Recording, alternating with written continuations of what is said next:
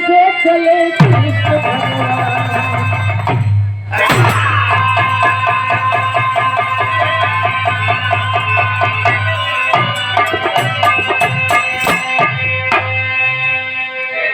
बताया जाता है महाभारत की लड़ाई जब छिड़ी थी, महाभारत की लड़ाई में भगवान कन्हैया के द्वारा,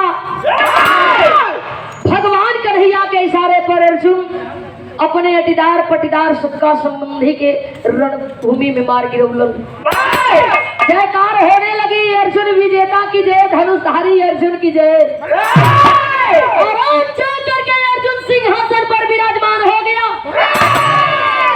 हस्तिनापुर का लोग सोचत हुए कि बाहर अर्जुन महाभारत की लड़ाई जीता तो ठीक, लेकिन कौन ऐसा होगा भाई जो अपने सगा संबंधी अटीदार पटीदार को मार करके विजेता बनना होगा। वह अर्जुन घमंड में सिंहासन पर बैठल हो।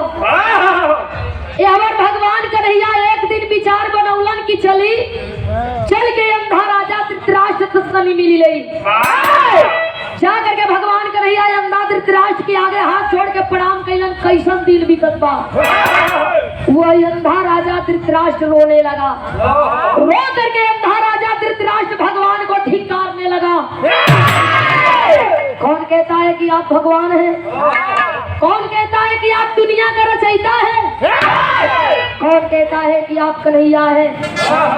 भगवान कन्हैया पूछे लगलन, कैसन मालिक तोरी घरे हम मेहमान बन के आ गए, हमार स्वागत सम्मान करे की बजाय हमार अपमान करत हुआ। अंधा धृतराष्ट्र कहा है भगवान अब तुम्हारा अपमाने करत है, तू जो खटिया पर बैठा हो खटिया के हम खड़ा कर दे। भगवान कन्हैया पूछने लगे क्यों? वो अंधा राजा रोने लगा। रो करके भगवान कन्हैया से कहे, भगवान महाभारत के लड़ाई में हमरे 100 बेटन के मरवावे वाला तो ही हुआ। 100 बेटा मरा गए, बाती का दुख नहीं थे। दुख तो हमके ये बाती का बा कि घरवा में 100 गो हमार बहु राण के जीवन जियत है। वह रो करके अंधा राजा धृतराष्ट्र भगवान से बात कहे, यहाँ की लगल का कहे,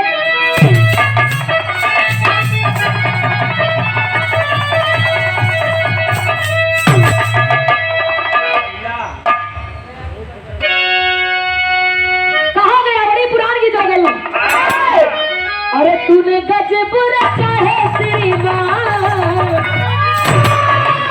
अरे तूने गजबुर चाहे श्रीमान, खीना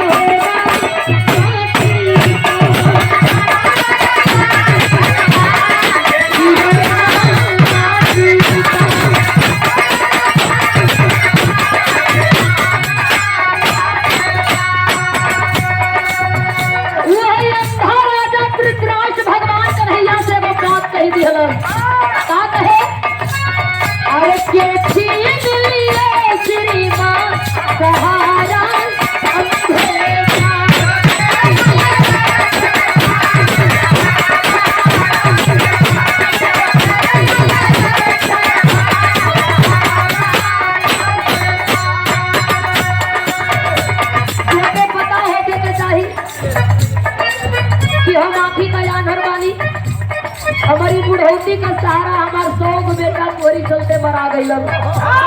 एहो बाती का दुख नहीं थे, दुख कौना बात का है?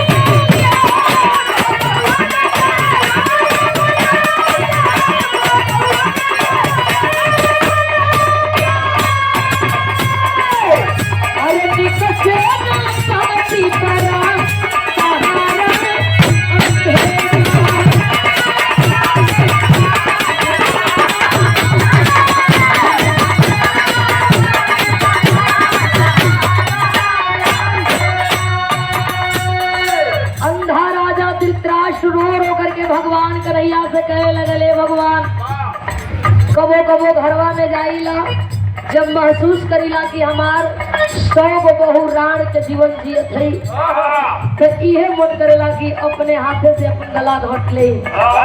रोज दिन बनाईला कि तू सबके मारे वाला सबकर दाता हुआ तो काहे ना हमहू के मार देता, मर जैती ना जियती ना है दुख बर्दाश्त करती। भगवान कन्हैया खड़ा खड़ा धृतराष्ट्र के बतिया सुनत हुआ। सुनते सुनते भगवान कन्हैया बरियाई से बैठ गई। कलम जब तू ना कहवा बैठे के तो रुका, हम बैठ के तुम्हार बात इत्मीनान से सुनल चाहते। बैठ गए भगवान कन्हैया अंधा धृतराष्ट्र का सगरी बतिया सुने लगलन।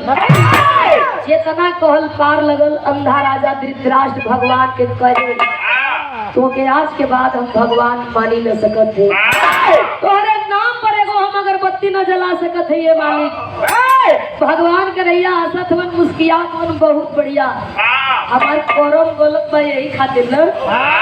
ए अंधा राजा धृतराष्ट्र एक बात हम खाली बतावल चाहत है, हो ना हो कि हमारी बतौला से तुहरी सगरी सवाल का जवाब मिल जा।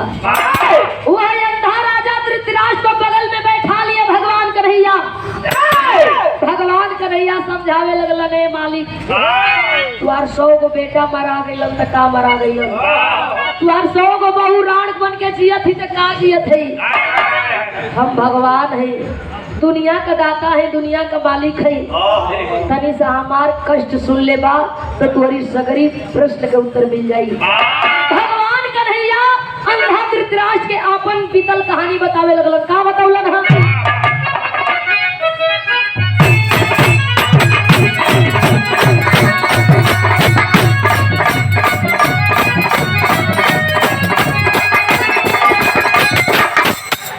यह बात भगवान बताए थे। हम द्वापर में है, द्वापर से पहले त्रेता युग आइल हल। द्वापर का कहानी छोड़ा चला तो के त्रेता में लेके चलते। भगवान कन्हैया अंधा धृतराष्ट्र के त्रेता में लेके चलल हो लगलन बतावे। का बतावत हो? जब रहली दशरथी के ललन, जब रहली दशरथी के ललन,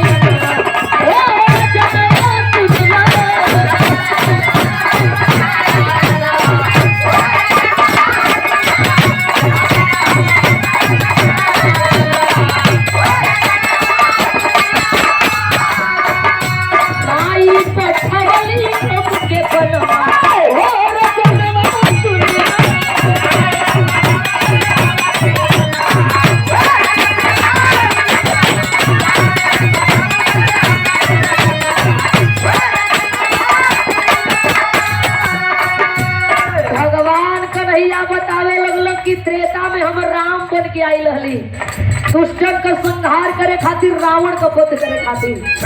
वही घड़ी हमार माई कई हमारी बाबू से 14 वर्ष बदे वनवास मांग लेला। बाबू वरदान दे दिया, हम 14 वर्ष खातिर वनवास जाए लगली।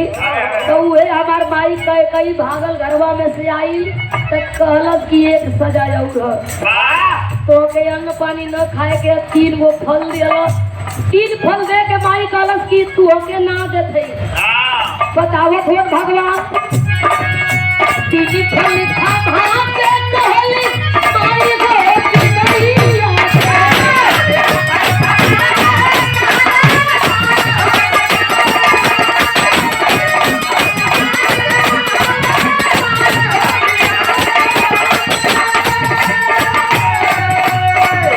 उनके खिले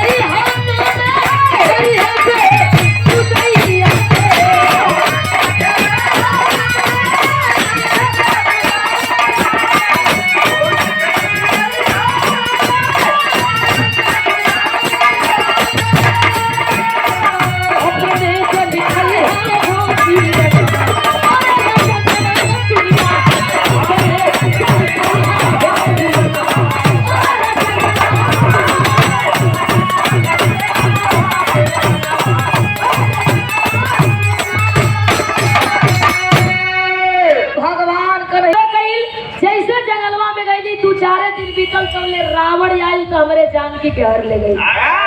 हम दुनिया का मालिक है, भगवान है। जब हमारे सीता के रावण हर लेलस तो हम जंगलवा में रोवे लगली। भगवान कन्हैया बतावत हुआ, का बतावत हुआ? अरे पर से पिपिन के रातवा ओहे लोरावाना रानी से सीता जी के लेके अरे सीता जी के लेके आगी गोदी गोदी से सीता जी के लेके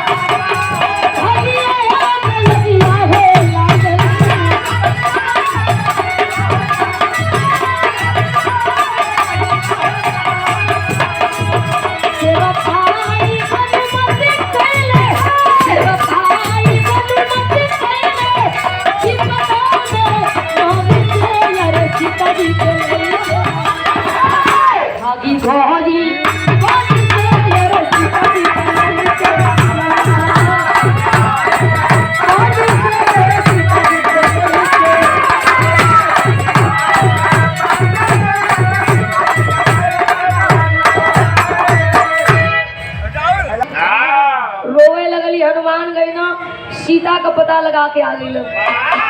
हनुमान के मदद से लंका पर चढ़ाई कैली, विशाल रावण के मरली।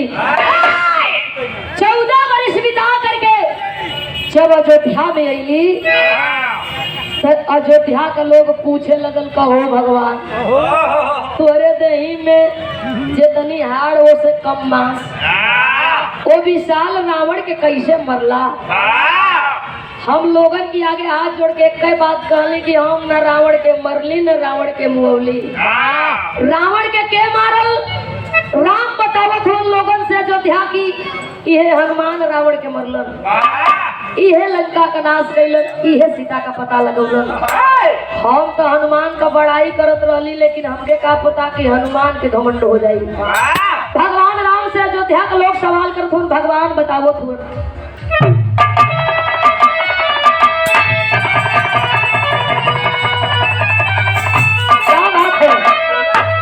अरे प्रभु आप बसो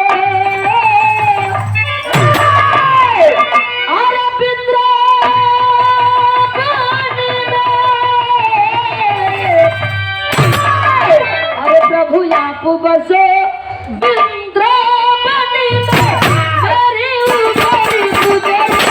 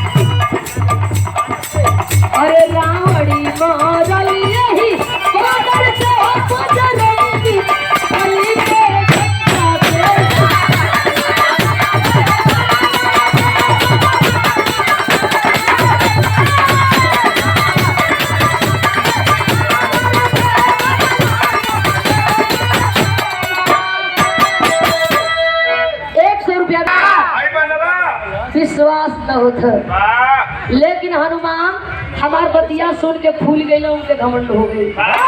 सोच गए हनुमान जी हमारी जैसन बलशाली बलवान ये धरती पर कोई नहीं है।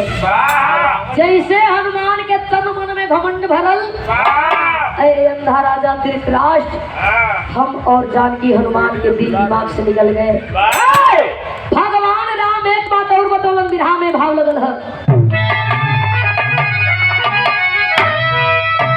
अरे बजरंगी तन में लागल यगिया, अरे बजरंगी तन में लागल यगिया, बानर जात का दुनिया में ना कोई।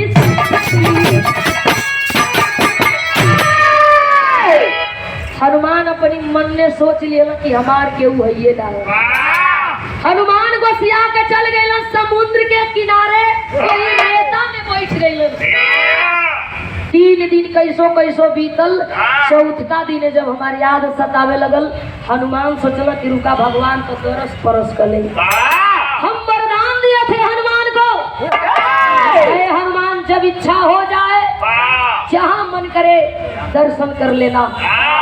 चौथा दिन हनुमान वही नदी के किनारे बालू के रेता में बैठ के जय श्री राम करे लगल। न हम वही गई न जानकी गई, हम हन बदे जगह ना रह गई। उनके एक एक अंग में घमंड भर गई। हनुमान बेचैन होकर के भाग के अइलन अयोध्या में, जानकी का पैर पकड़ के रोवे लगल। हमसे कवन गलती भइल बा। 4 दिन हो गई, सोचली कि तुहार दरस परस हो जाए, अपने मालिक का दरस परस कर ली, लेकिन न तू नजर अइली न भगवान नजर अइलन। माही जानकी ऐसे लगली, कहली हनुमान तोरे शरीर में हमन बदे कहीं जगह ना हो, तोरे शरीर में तो तमाम घमंड भरल बा। तू ये 4 मिनट ना बीतल कि हनुमान का शरीर आगे निहर चले लगल। वह हनुमान लगलन बेचैन होके एहर वर घूमे। माई जानकी हंसत है, जाके जानकी से पूछे लगल हम परेशान है या तू हंसत हो। माई जानकी हनुमान को संकेत दे रही है, हनुमान 2 मिनट और बर्दाश्त करा, देखा एगो लीला होखे वाली है। कैसा लीला भाई?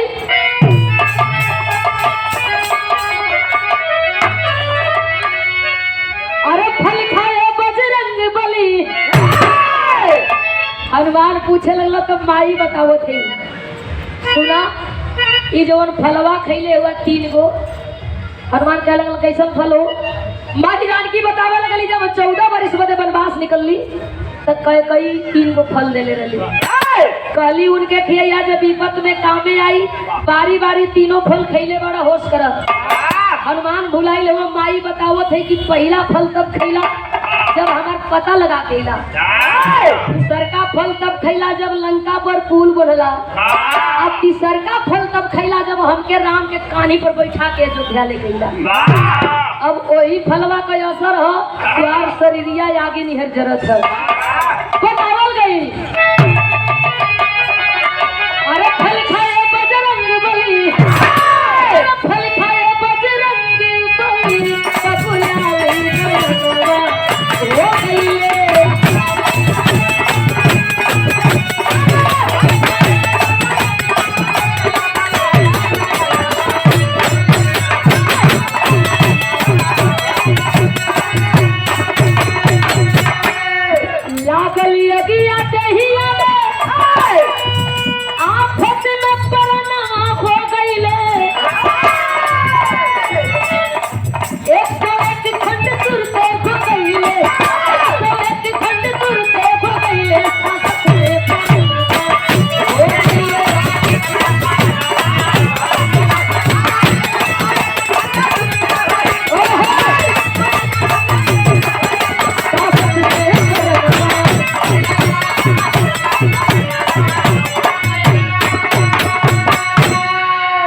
जैसे बम फटेला वैसे ही हनुमान जी फट गईलन। आज जब हनुमान जी फट गईलन तो 101 बानर वही अयोध्या नगरी में घूमे लगल। रथ है सीता हसत हनुमान ताकत में, ठीक है ना? काली टेंशन मत लाई, हम तो जरूरी रहे। हनुमान जी कहे लगलन एगो हमार गुजारा ना लकड़ा से खोदत हो से, इन्हन के कहाँ गुजारा काली वो कहीं जाई हम। माई जानकी समझावत थी हनुमान भगवान का जाए का समय हो गई। वही बालू के रेत में इंतजार करिया, जब द्वापर आई तो तुहार राम कन्हैया के रूप में मिली हम आ हम राधा के रूप में। पहचान लेबा तो ठीक, ना पहचानबा तो फिर तू जनिहा। हनुमान रोवे लगलन, चल गए वही नदी के किनारे बालू के रेत में भगवान राम के भक्ति में लीन हो गई। ये हमार 100 बनरन का जब धीरे धीरे मृत्यु भई तो उहे 100 बनरा माई जानकी के वरदान अनुसार त्रेता में एक मोती नाम का राजा रहल। वही राजा की बगीचा में एगो हंस हंसनी का बड़ी पुरान जोड़ा बुढ़ौती आ गई मरे का घड़ी। हंस हंसनी का एको बच्चा नहीं रहलन। वरदान माई जानकी देले रहली, उहे वरदान पूरा करे का समय आ गई। माई जानकी वरदान देली, बुढ़ौती में हंसनी 100 गो अंडा दे करके 100 बच्चा तैयार कैलस। धीरे धीरे धीरे धीरे बच्चा लगल उड़े खेले खाए। एक दिन हंस अपने हंसनी के समझावे लगल, कहो बुढ़ौती आ गई, बुढ़ौती में 100 लइकन का बाप बन गई। अब हम सोचत है कि तीरथ उरथ को के तो मरी।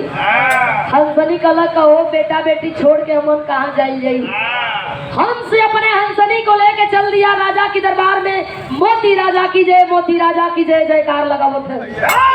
मोती राजा सिंहासन छोड़ के खड़ा हो गई, मनई जयकार लगावत हो। समझ में आवत है चिड़िया चुरुंग।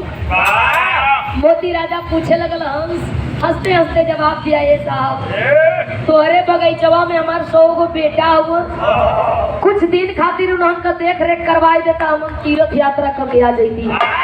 हंस हंसनी मोती राजा के कहले चल गई। ले बाबू धीरे धीरे कुछ दिन बीतल। मोती राजा सोच गया अब हंस हंसनी आवे वाला नहीं हो। एक दिन मोती राजा एक बहेलिया को बुला लिया। अरे बहेलिया, मुझे मांस खाने का मन कर रहा है। बहेलिया चल दिया, धनुष पर बाण चढ़ाई के लगल वही जंगलवा में घूमे। राजा के बगीचा में घूमे लगल। हंस का हंसनी का बच्चा लौका लगल। 4 बच्चन के मार के लेके आई, मांस पकाई के मसाला डाल के तड़का मार के वही मोती राजा के आगे परोस दिया। मोती राजा लांग पीस खात हुआ, लेग पीस शुरुआ चूस चूस मारत हुआ। बड़ा नीक लगल। मोती राजा बोलौला, है बहेलिया गनगन गनगन कांपत है कि बुझा था राजा जान गई। कहा बोलिए, कहाँ से लाए थे? कहा तोरे बगीचवा में देश का पड़ल हुआ। मोती राजा कहा रोज दिन मार के लाओ, मांस पका के खिलाओ। रोज दिन बहेलिया जाने लगा, रोज मार के 4 ठो बच्चा लेके आवे, मांस पकावे, राजा के खियावे। धीरे धीरे हंस हंसनी के 100 बच्चन के खा गई। हंस हंसनी तीर्थ यात्रा कही के कुछ दिन के बाद जब अलन जंगलवा में खोजा लगला, एक बच्चन का चहचहाट नहीं सुनाई देता। हंस हंसनी सोचला कि राजा अपने दरबार में रखवले हुई हैं, चला चल के पूछ ला। क्या करके हंस हंसनी सवेर के बेला जयकार लगावत हुआ। राजा देख करके अवाक हो गया, रे बाप रे बाप, कैसे आना हुआ? कहे राजा तोरे बगीचवा में हमारे को बचवा नहीं हुआ। हंस हंसनी का बात सुन करके वहाँ मोती राजा हाथ जोड़ लिया, है हंस हंसनी हमके क्षमा करा, अपने जीवी से हार गई, तोरे बचवन के मरवा के खा गई। उसी मोती राजा के दरबार में वह हंस हंसनी बेटा के वियोग में दम के तोड़ दिलन। यानी हंस हंसनी मर गए, लेकिन मरते मरते हंस हंसनी राजा को श्राप दिए। ऐ राजा, श्राप तो हम लोग दे रहे हैं कि तू भी एक दिन अपने बेटा के लिए रोएगा। भगवान कन्हैया कलन की, ए राजा बतावा वैसन पापी राजा के कैसन दंड देवे के चाहिए। अंधा राजा धृतराष्ट्र खड़ा हो गया, न आओ देखलस न ताओ। कहा है भगवान तू बैठल बैठल कथा सुनावत हुआ, कहाँ रहेला? जियत हो भगवान कल, हाँ जियत हो।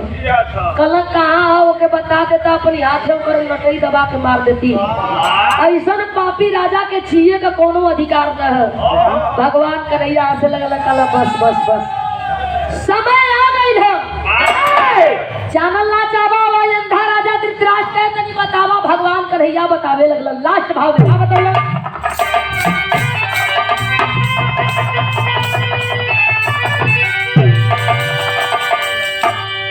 यह बात भगवान कन्हैया बतावत हुआ। और त्रेता युग के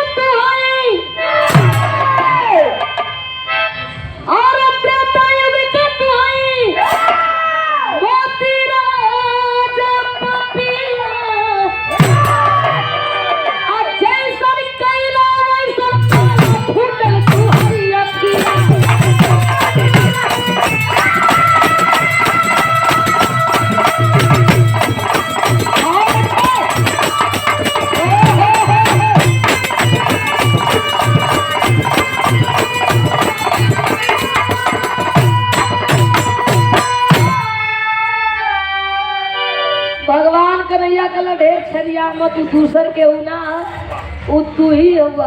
अंधा राजा धृतराज का कैसे अलग त्रेता का तू ही मोती राजा, द्वापर में धृतराष्ट्र बन गई हुआ। वही हंस हंसनी श्राप दिए थे बेटा तो पैदा करवा, लेकिन आँखी से देख ना पैबा कैसन बेटा हुआ।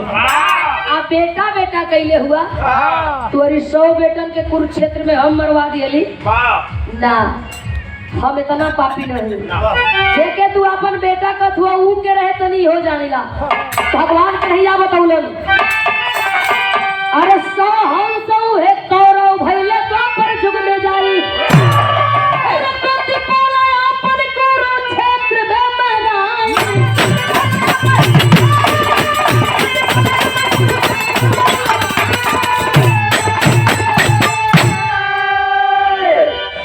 गो बेटा तू आग ना रहला जेकरी खातिर रोवत हुआ, वही हंस हंसनी का 100 बेटा रहला जेके तू पकाई पकाई के खइले रहला। 100 बेटा बन के द्वापर में आ गइलन, जीवन कुरुक्षेत्र के मैदान में मरैलन, आ गति के पहुंचलन। 100 हंस है कौरव भइले द्वापर जुग में आई, प्रतिपाला अपन कुरुक्षेत्र में मराई।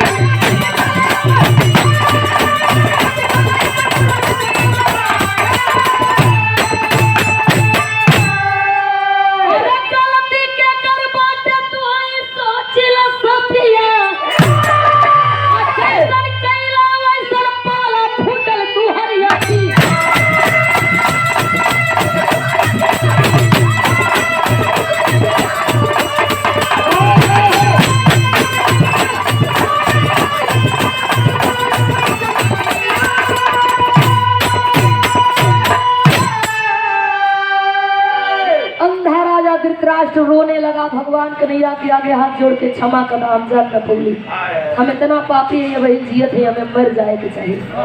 भगवान कन्हैया अंधा राजा धृतराष्ट्र को समझा करके चल दिए। कहा जाता है कर्म प्रधान विश्व करी राखा, जो जस कर ली 10 फल चाखा, लास्ट भाव बतावल गई। गुरु बिहारी गुरु गणेश गुरु राम